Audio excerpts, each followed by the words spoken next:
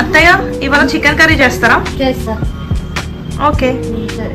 ముందుగా చికెన్ కి మసాలా కలిపి పెట్టుకుందాం. అల్లం పేస్ట్, జీలకర్ర పొడి వేస్తున్నా, అంత ధనియాల పొడి వేస్తున్నా, తగినంత ఉప్పు, పసుపు, తగినంత కారం ఇందులో వేసుకుందాం. వేసుకొని ఇలా కలిపి ఇలా కలపాల. కలిపి నూనె వేసుకోవాలి. ఇక కొంచెం నూనె వేసుకోవాలి. దీన్ని ఒక అరగంట పక్కన పెట్టుకుందాం. పెట్టిన తర్వాత దీన్ని ఫ్రై చేయాలి.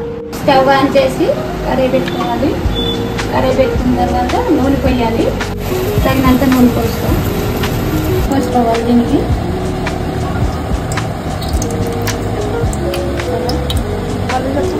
తగినంత నూనె పోసుకోవాలి. రూపాయి కంట. దీంట్లో పచ్చిమిర్చి, ఉల్లిపాయలు, కరివేపాకు దీంట్లో వేసుకుందాం.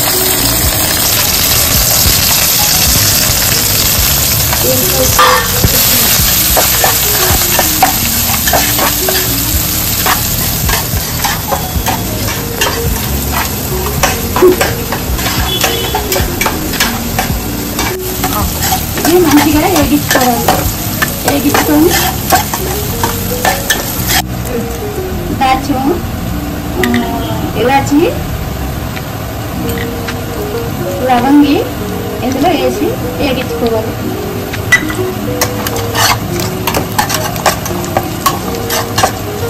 వేగిపోయింది. ఇప్పుడు చికెన్ వేసుకున్నాం. చికెన్ వేసి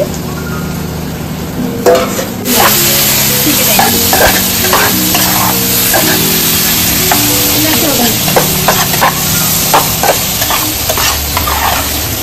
ఇందులో కొంచెంసేపు తగ్గాల.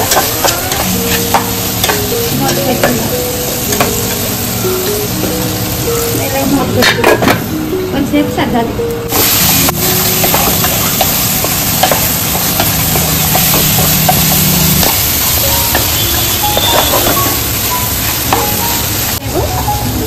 కొంచెం నీళ్ళు ఇలా పోసుకోవాలి. పోసుకున్నాక ఇలా కలిపి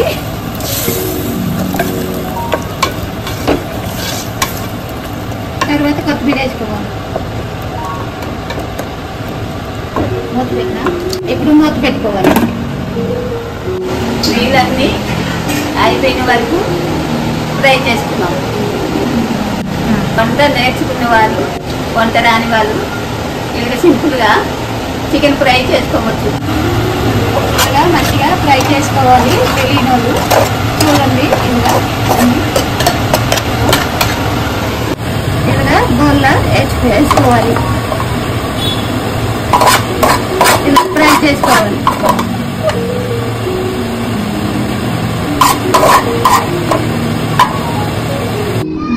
అమ్మా ప్రియా, చికెన్ ఫ్రై అయిపోయింది. లేకు అన్నం తిందువా? థ్యాంక్ యూ అత్తయ్య.